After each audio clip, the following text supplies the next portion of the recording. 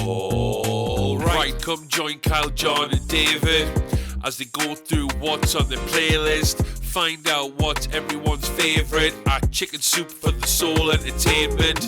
We have a few segments, to be honest, in and out points, no celebs and the gossip, back in time where we're talking about the big M's, coming attractions, what the queue, quick checks, who'll be laughing, you abundantly. Welcome to Dual Redundancy. Yes, welcome to Dual Redundancy mini episode, and after predicting the top 8 categories to the 96 Academy Awards in our main episode, which is available on Apple Podcasts, Spotify, and YouTube, we are again joined by the guys from The Good, The Bad, and The Watchable to predict another category. And Kyle, it's our pick for category. Which one are we going with tonight? We are going to go with Best Song. All right, we got the nominations here. Let's see, we have the songs from Flamin' Hot, 2 from Barbie, American Symphony, and Killers of the Flower Moon. All right here, guys. We know where you're going. We mentioned it at the end of the show, but remind everyone, which pick is the song for this year? Billie Eilish's What Was I Made For? And we got the same thing. We match on this one.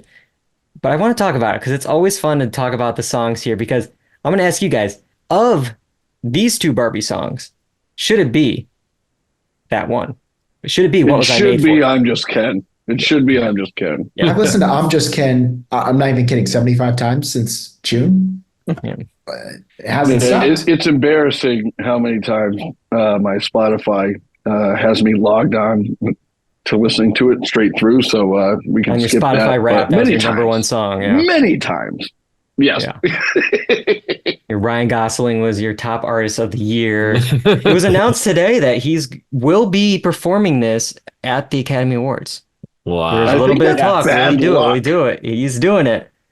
I will say, disclaimer, there's 6 Kens on this podcast. Of course, we're rooting for I'm Just Ken.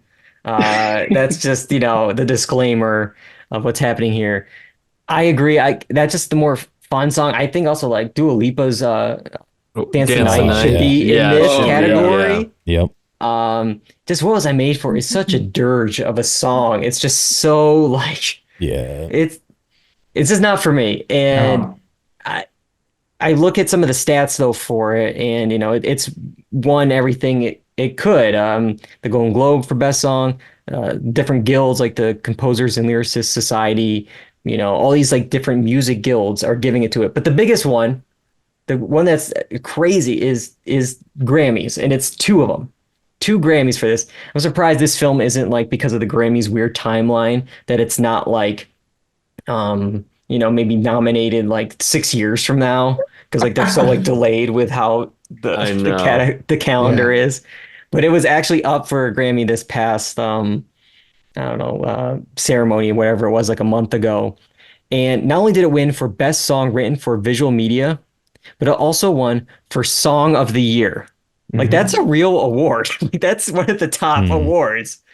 So to win it up against Olivia Rodrigo and Taylor Swift and like that for it's wild to be in the like top 3. You get that award for Best Song of the Year. It was the first time that a film from a movie has won it since all the way back My Heart Will Go On at Titanic. Wow. So it's like it just has everything going for it. I'd be surprised if it's not this song. I wish it was something different maybe. But the things happen. It's like same with like Everything Is Awesome wasn't the song of the year when it should have been, whatever year that was, for the Lego movie. Sometimes they get it wrong, but sometimes they get it wrong. And this year it's going to be one of those years. Well, one thing they always will do is give it a nomination to Diane Warren. There she is there for Flamin' Hot, The Fire Inside. Diane Warren, I bring her up every year because it's just such a sad story. I mean, they gave her an honorary award last year, but she is currently 0 for 14. This is her 15th competitive nomination. She's been nominated every year since 2017. So she'll be probably 0 for 15 in the competitive Oscar race for original song. Yep, there's the stats. Look at all that red. That green is for that honorary award. Oh no, it's honored. Oh no. Yeah. Always the bridesmaid. Yep. But 27 maybe next dresses. year. Maybe next year. It's always for like some movie. I don't know what movie's like coming out that would be like perfect for. Like what's like a random like did she have a song in Argyle? Will that be the Oscar nomination coming up for Diane Warren this year? I don't know. But all right. Yeah. So that is the best song category. Oh, but just real quick again to reinforce the point, with Gosling performing at the awards, I think that's a death sentence. Like, no way that you get the award. I feel like the recent trend has been you perform your song at the show, you don't get the hardware. Well, I would say I think the last two I feel like have, because it was RRR had I think performed last year, and they won, and then I mean Star is Born. Those are the only two like performances I actually remember, and they won. But there might have been other ones in the mix I don't remember. So that could be. I don't know. I would have to look at I have no info to back it up. Yeah. I have no stats with me. But here's the thing. I will say, because I feel like they've been like almost usually doing all these performances, and I'm gonna be that guy. I'm gonna be the negative guy. We can cut some of these songs from the broadcast. Like if these songs at the time are like the second or third song in the end credits, so they're not really in the movie. Yeah. Why are we wasting primetime coverage on them in the ceremony? I know. Like too much. Yeah. Yeah, but I don't know. That's it for the mini episode.